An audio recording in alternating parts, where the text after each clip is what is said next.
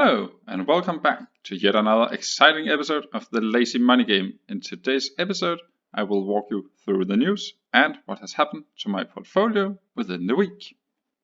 So if we start by looking at the news, WHO declared a public health emergency of international concern on the 30th of January. At that time, and based on the data which was available, I looked into previous outbreaks in diseases around the world like the SARS and the swine flu, where we had seen that has been the bottom of the market until this announcement was out. So I kept an open mind and I put a lot of money into the market. Unfortunately, the situation has developed quite differently. So when we take a look at this map of Europe from Saturday at 4 o'clock, on Friday, 1830 CET, WHO announced that Europe is now the new epicenter of CV, and we can see that Italy has more than 21,000 confirmed cases. So if we start by focusing on Italy, in the news we are able to read about doctors from hospitals in Milan who has to decide who lives and who dies, basically saying, every person over 60, we do not have the capacity to treat you, so you will be left to die. The hard truth that the doctors is facing there is, the probability of your survival is higher if you're younger, so we are prioritizing to save more life, meaning getting the most out of insufficient resources.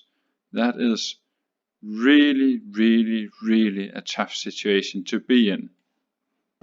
So what is Italy doing in order to try and deal with this situation? They are looking into what they did in Wuhan, which seems to have been working effectively, locking down the country to the biggest extent possibly. So they are urging people to stay inside their house unless it's absolutely critical for them to get out. So what should we learn from Italy and Wuhan?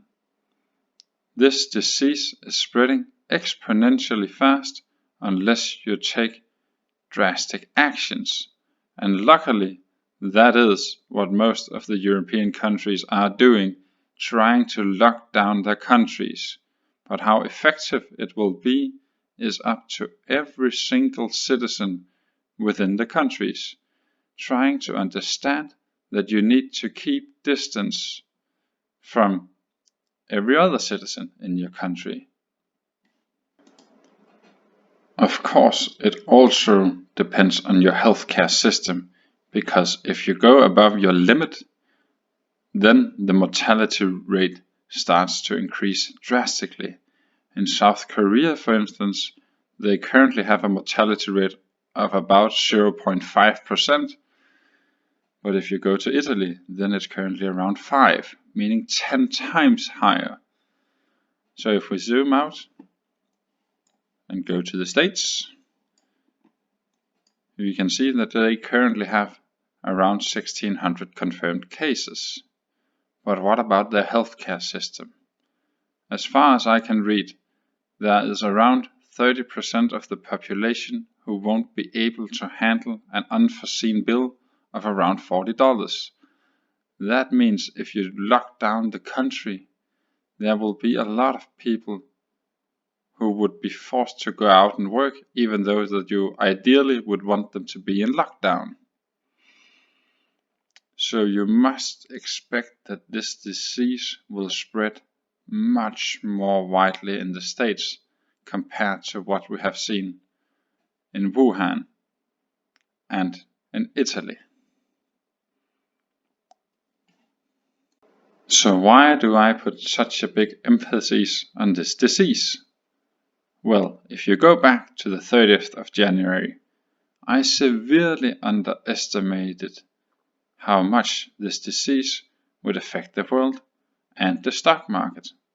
And on a more personal level, I know some doctors, and I would really like to avoid having them in the situations as the doctors in Italy, having to decide who lives and who dies.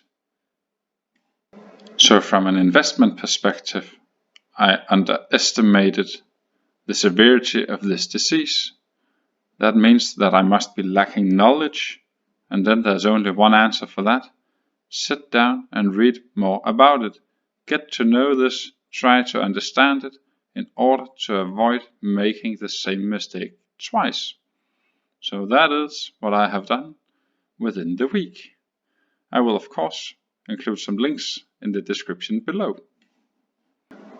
And at the same time, I'm also really acknowledging the fact that the way the stock market is currently moving is highly correlated with how this disease is developing, or rather, how we as a world are dealing with this disease.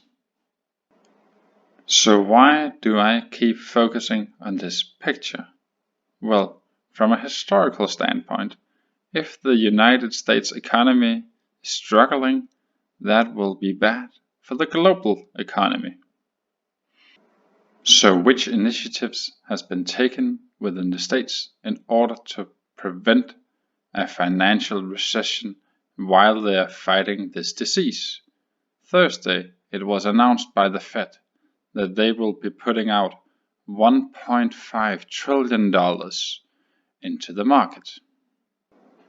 So needless to say, there is a lot of volatility in the current market since there is so much uncertainty on how all the different countries will deal with the current situation and which interventions will be done by the governments and by the central banks. Just look at Denmark, for instance.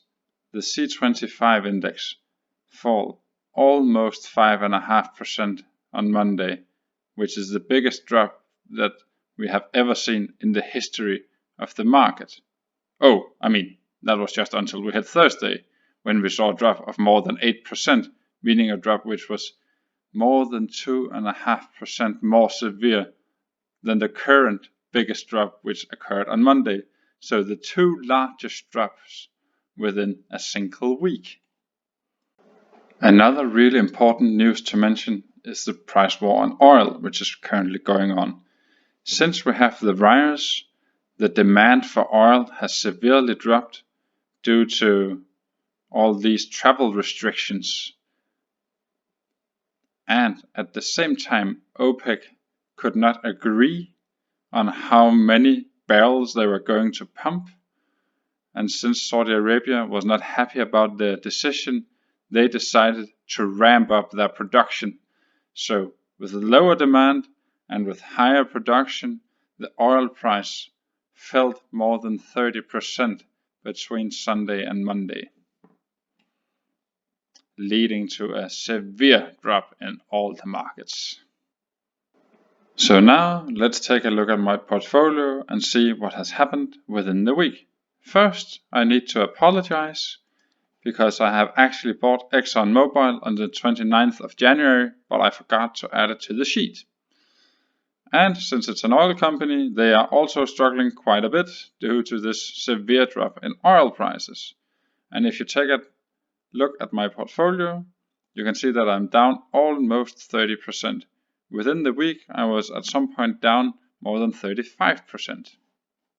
So the drop is actually quite severe. I have lost more than $10,000 within the last week. But I mean, it is an extreme market situation that we're currently seeing. So it is actually happy hour on some of my stocks, because you get two for the price of one compared to what I have initially paid. For instance, Tailored Brands, Suncor Energy, Macy's, not to mention Carnival Corporations. Those four stocks, that's happy hour compared to when I actually entered the market. So what did I actually add to my portfolio within the week, since it is happy hour on some of my stocks? Well, I went out and I bought for $500 in Disney and added $250 in 3M. And then I was paid a nice dividend of $11 from ExxonMobil. So my total dividend this month is a little more than $130. So as you can see, I'm still sticking to my strategy and trying to buy all the way down. Unfortunately, I only bought stocks on Monday. I missed my opportunity on Thursday. That means that we have also ended the longest bull run in the history of almost 11 years. If you have been holding the index for the last 11 years, you would have been rewarded 529% in return. The reason why I missed the opportunity on Thursday was that I was still trying to digest the news that we received Wednesday evening by our Prime Minister, who closed the borders and closed all the governmental institutions, the schools, the universities, the libraries, and asking people to try and stay inside for the next 14 days. But for me, it was actually quite an easy decision to make, to spend my time investigating more about this disease and the implications that we are currently seeing. Because unfortunately, there are still a lot of young people in Denmark who do not understand the severity of this situation. So they were still throwing a party on Friday and on Saturday. So I have spent most of my time on the social media trying to push as much information as I possibly can, because I would really like to avoid putting some of my friends in the situation where they will have to choose between life and death from some of my family members or some of your family members. So that pretty much sums up what I have been doing within the week. And I only have one wish for you to do in the coming weeks and months. Do as you are told by your government. This situation is not for fun. This is deadly serious. And if you do not believe me, then I urge you to read the article, which I will put in the description, because look to that data. The data is out there now. You can see from the example we saw in Wuhan and what we're currently seeing going on in Italy, that you need to take this really seriously in order not to completely mess up your healthcare system and lose thousands and thousands and thousands of people to this disease. So that was it from this episode. I really urge people to do the two simple things: keep a good hygiene and stay away from other people so we can fight this virus instead of spreading it. And until I see you next time, please remember to like and subscribe this video and share the news, not the virus.